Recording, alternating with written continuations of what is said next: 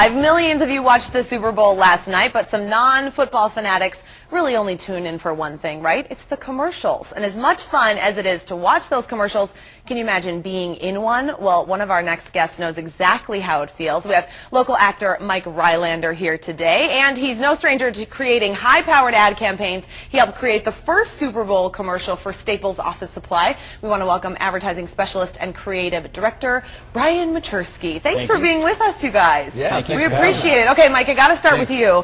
Oh, P.S. John will be here. He's changing out of his bunny costume. He wanted to look cool for you guys. I'm kind of disappointed. Yeah. I was looking forward to being interviewed by a bunny. Yeah, I know. So that would be a first. I guess I'll just have to wait another year. We'll see if we can make that happen another day. He'll be back. But okay, so Mike, you were in the this locally produced Doritos commercial. We did a story on this about a week ago on Twin Cities Live, and I was so excited to see the commercial during the Super Bowl. Yeah, I was too. I'm not gonna lie. It was pretty exciting, and the interesting thing is that Doritos they were only going to air three commercials, and so as we all saw, ours was the fourth one aired. So after the third one aired, we thought we were out of it, and it was really depressing. It was like someone just came up and punched me in the stomach really hard. But then Cole Kohler and Ben Kruger, my two friends who wrote it, directed it, they were in Miami in the box suite at the official Doritos party.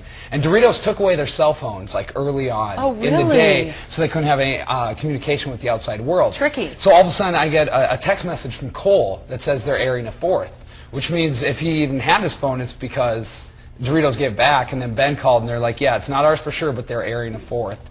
So then I made the announcement to our party, everyone, and so then pretty much for the rest of the game, every time a commercial was going to come on, it was that you could hear this collective breath holding. It wouldn't be ours, and everyone would sigh, but it's like, you know, we spun that top so tight that when it did air, our party just exploded. Oh, that's so awesome. It's nice to see the local guys do well. Don't you love that? I love to see that. So I know you guys made the commercial for only $1,000, right? Right. And then you could win $1 million. Right. So what's the $1 million status? The $1 million status, unfortunately, is not happening. Oh. It was the USA Today, their ad meter poll. Right. If we would have placed number 1, we would have won $1 million. 2, 600,000.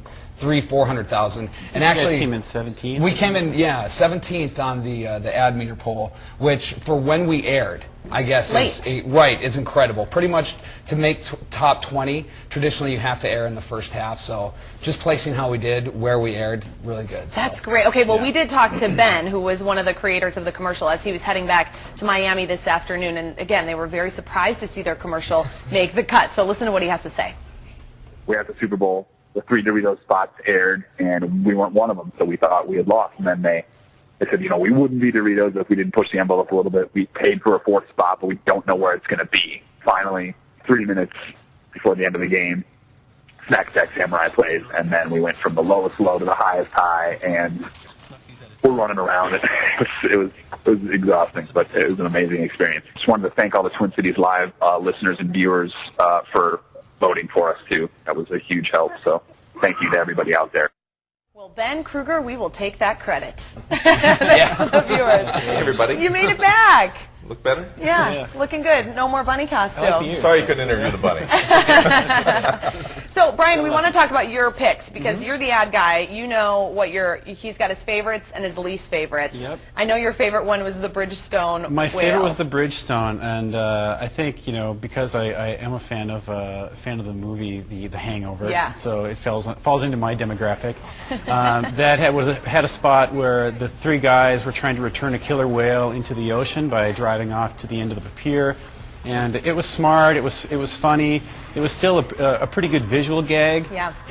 But it had the attributes of the brand in it too that made it possible. So that was it was really important. Looking back at some of the commercials that I was thinking about today, I was remembering the commercial and not remembering what they were advertising. That's a terrible mistake, I know, right? Yeah, exactly. That was a good one. How about the Audi Green Team?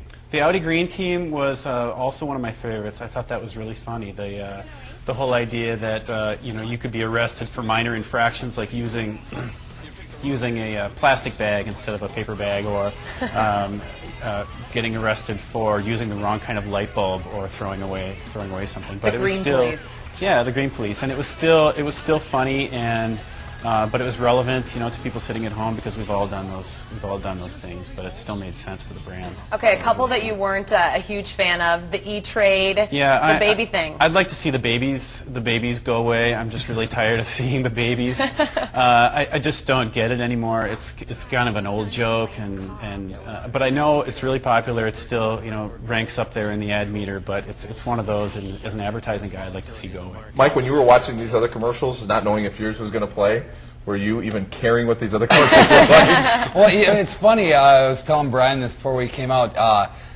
I don't really remember much of the game. Like, I know I was watching it, but I don't think my brain was really processing it. And yeah, same thing with the commercials.